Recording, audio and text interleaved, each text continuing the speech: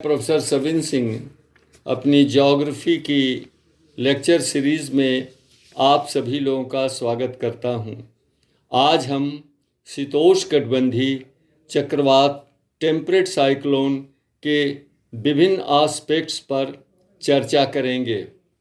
शीतोष्णकटिबंधीय चक्रवात, जैसा आप चित्र में देख रहे हैं, इसका आकार अलग अलग आकृति होती है। कभी ये गोलाकार होती है, सर्कुलर, कभी ये अंडाकार होती है, इलिप्टिकल, कभी ये अर्धवृत्ताकार होती है, सेमी सर्कुलर, और कभी ये वी आकार की होती है।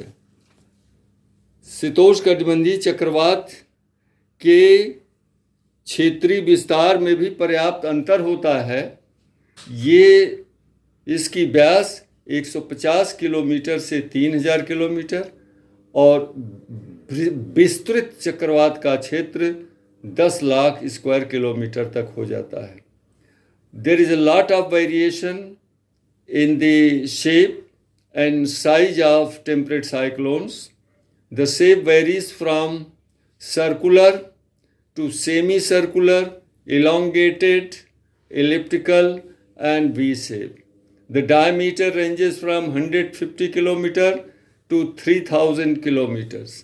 An area may be as large as 10 lakh square kilometers. शीतोष्णकटिबंधीय चक्रवातों के जनन उत्पत्ति से संबंधित कई सिद्धांत प्रतिपादित किए गए हैं। Number 1, convergence theory by FitzRoy in 1863. Number 2, dynamic theory of the origin and development of temperate cyclone by Lampert and Shaw in 1911, and polar front theory by two Norwegian meteorologists, V. Birkenes and J. Birkenes, in 1918, and this theory is known as polar front theory. 1918 ईस्वी में Norway के 2 ऋतु विज्ञानियों ने एक शीतोष्णकटिबंधीय चक्रवात के उत्पत्ति से संबंधित ध्रुवीय वाताग्र सिद्धांत का प्रतिपादन किया, जो इस समय सबसे ज़्यादा प्रचलित है। यद्यपि सबसे नवीनतम जो सिद्धांत है वो baroclinic theory of the origin of temperate cyclones है, लेकिन ज़्यादा प्रचलन में पोलर फ्रंट थियरी ही है।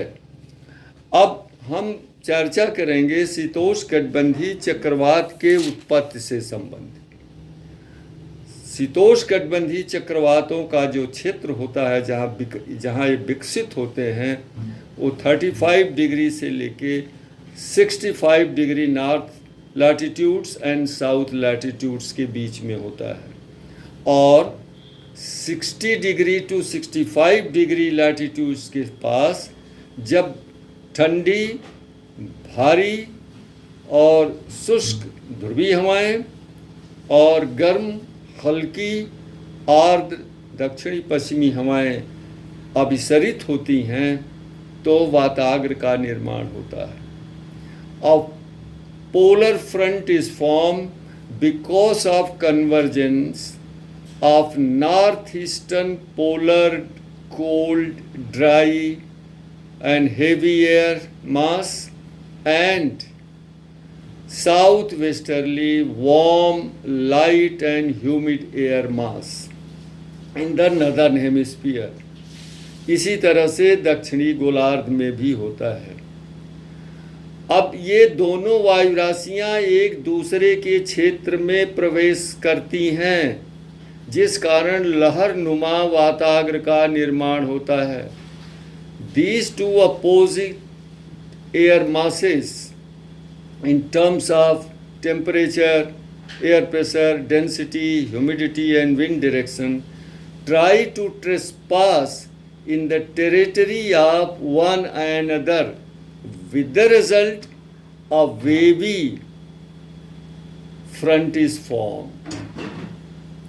अब ये जो शीतोष्णकटिबंधीय चक्रवात का जनन से लेके शीतोष्णकटिबंधीय चक्रवात के अवसान तक की पूर्ण प्रक्रिया 6 अवस्थाओं में पूर्ण होती है. The evolution and development of temperate cyclones right from frontogenesis to frontolysis take place in 6 successive stages. और जब ये शीतोष्णकटिबंधीय चक्रवात पूर्ण रूप से ये विकसित हो जाता है, उसके 4 भाग होते हैं. There are 4 components of a fully developed temperate cyclones. The frontal part, अग्रभाग जो होता है, ये जो लाल रेखाओं से दिखाया गया है, वार्म फ्रंट, उसके बाद वार्म सेक्टर, उसके बाद जो ये काली रेखाओं से दिखाया गया है, cold front, and then cold sector.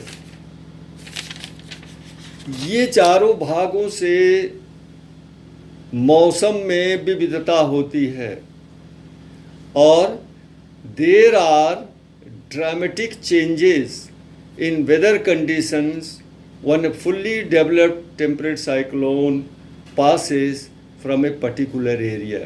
जब पूर्णतया विकसित शीतोष्णकटिबंधीय चक्रवात किसी क्षेत्र से गुजरता है तो वहाँ के मौसम में 24 घंटे से 48 घंटे के बीच नाटकीय ढंग से परिवर्तन होता है.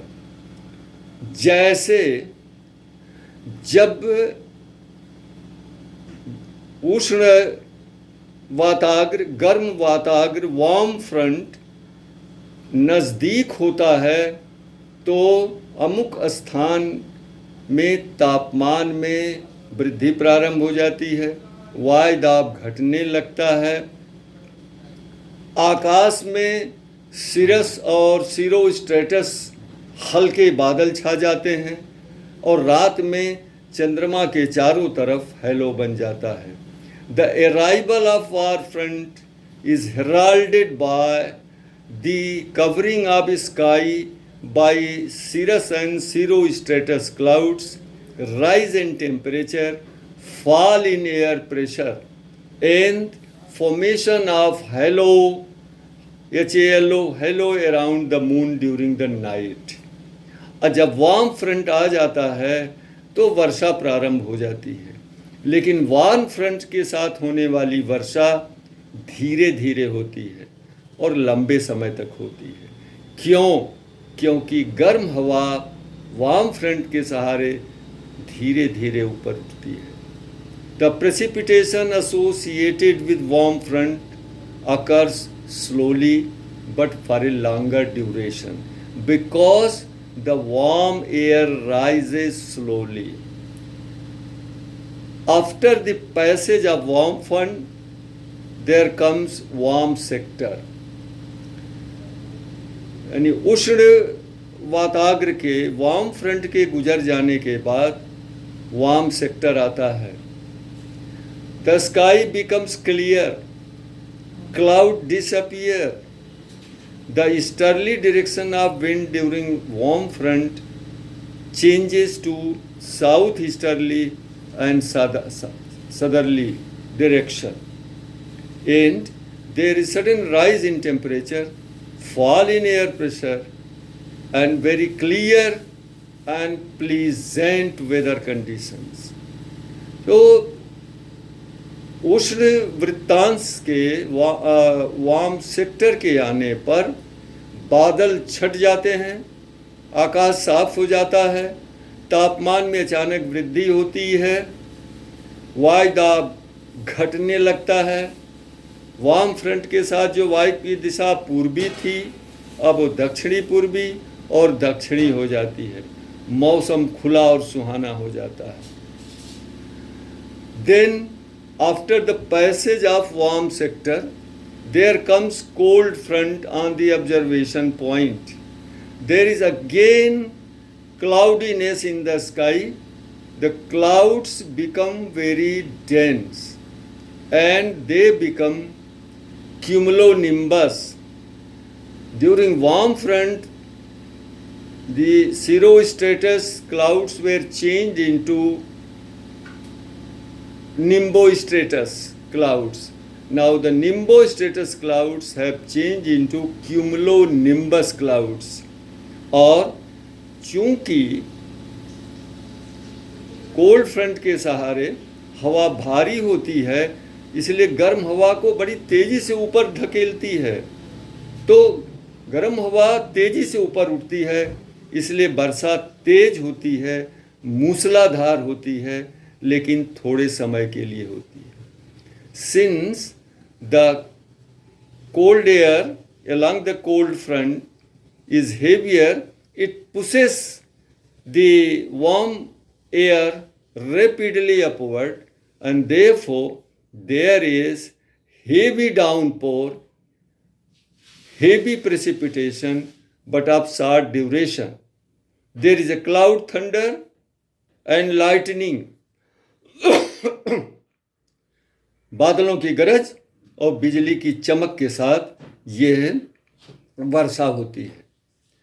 और कोल्ड सेक्टर के गुजरने के बाद अचानक तापमान में गिरावट हो जाती है, ठंड बढ़ जाती है.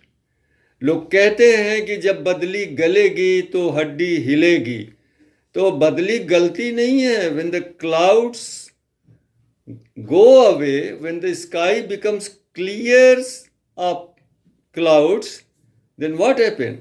The loss of heat from the earth through long wave terrestrial radiation is very fast. जब बादल छट जाते हैं तो धरातल से ऊष्मा का क्षय बहुत तेजी से दीर्घ तरंग द्वारा प्रारंभ हो जाता है, इसलिए ठंडी पड़ती है. और ये जो शीतोष्णकटिबंधीय चक्रवात हैं, ये रूम सागर पर जो विकसित होते हैं, वो जेट स्ट्रीम के माध्यम से शरद काल में अफगानिस्तान, पाकिस्तान के ऊपर से होते हुए उत्तरी पश्चिमी भारत में भी पहुंच जाते हैं, जिन्हें हम पश्चिमी विक्षोभ कहते हैं. The temperate cyclones originating over the Mediterranean Sea are brought by jet stream to northwest India, where we call it western disturbances, जिनके द्वारा शरद काल में उत्तरी पश्चिमी भारत में वर्षा होती है. तो बस आज शीतोष्णकटिबंधीय चक्रवात के विषय में इतना ही. नमस्कार.